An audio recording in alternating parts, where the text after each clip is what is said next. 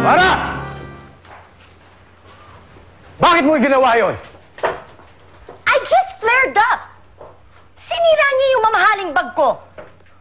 Dahil lang sa bag? Minaltrato mo na yung mga tao? Ang problema sa'yo, Ferdinand, kinakampihan mo pa sila. Kung tutuusin, matanda ka na! Dapat naiintindihan mo na yon. Ferdinand, tigilan mo nga ako. Anong ibig mo sabihin, ha? Na masama akong tao? Na nagmamaltrato ako? Oo! Sa'yo na nanggaling yan, ha? Diba? Ikaw na nagsabi. Bakit ba umalis si Lilian dito? Di ba dahil pinahihirapan mo? Si Maylin! Di ba ganun din ang ginawa mo nung una siyang dumating dito? Pagkatapos, ngayon naman, si Catherine sa kasising! My God! Ferdinand, hindi ako santo. Marunong din akong magalit. Pero marunong din akong makibagay! Come on, Amara. Prove it to me. Patunayan mo sa akin ang anak ko. Alam mo, ayokong lumaki ang anak ko sa maling environment. Ayokong tularan niya yung ginawa mo kanina. Ayokong lahat ng gagawin mong mali, iisipin niya tama. Magsip-isip ka. Dahil pag hindi ka nagbago, at hindi ka naging mabuti sa anak ko, wala na ako nakikitang dahilan pa para tumira kami dito. Aalis kami ng anak ko. At ayokong lumaki ang anak ko nang walang breeding.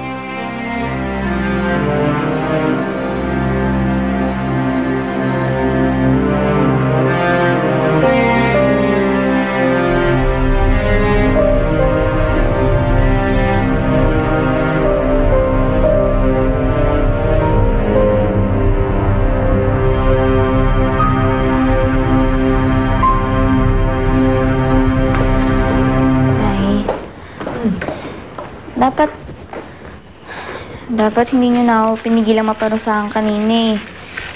Kasalanan ko naman po kasi yun eh. Tsaka, tingnan nyo, pati kayo nadami pa sa galit ni Ma'am Amara.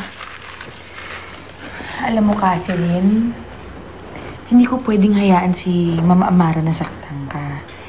Natural lang na protektahan kita. Anak kita eh. Tsaka hindi ba sinabi ko sa'yo, saktan na nila ako, wag lang ikaw.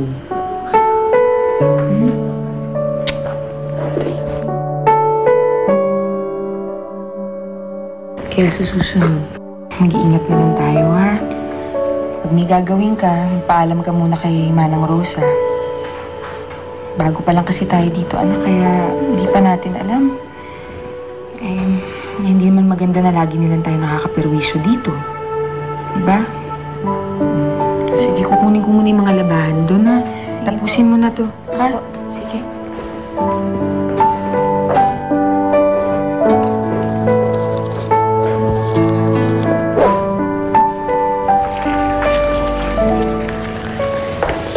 Catherine, okay ka lang ba? Siyempre nga pala, hindi kasi bumigo ka kay Tita Amara kanina. Pasensya ka na ha. Natatakot kasi ako eh. Kasi pag pinigilan ko yun, kakagatin ako nun. Hindi. Okay lang. Sige, marami pa akong gagawin eh. Hoy, galit ka ba sa akin? Kasi hindi mo man lang sinabi sa akin na yung palang panlinis na ginamit ko, nakakasira pala ng bag ni Ma'am yun. Catherine, hindi ko naman alam yun eh. Bakit ako yung sinisisi mo? Di ba tinutulungan nga kita gaya ng pinangako ko? Akala ko ba gusto mo ako maging kaibigan? Eh bakit kanya ka mag-isip? Nagbibintangan mo yata ako eh. Hindi naman sa ganun, pero kasi... Catherine, tinutulungan kita kasi gusto kong mapag-goodshot ka kay Tita Amara. Huwag mo naman akong pagdudahan. Sorry na. Kasalanan ko. Nagkamali ako. Huwag mo na lang pansinin yung sinabi ko, ha? Masaya ako kasi okay na tayo. Basta, mag-iingat ka kay Tita Amara, ha? Nagiging halimaw talaga yun kapag nagagalit, eh. Lahat ng tao sinasaktan nun, kahit nga ako, eh. Masungit kasi talaga yun, eh.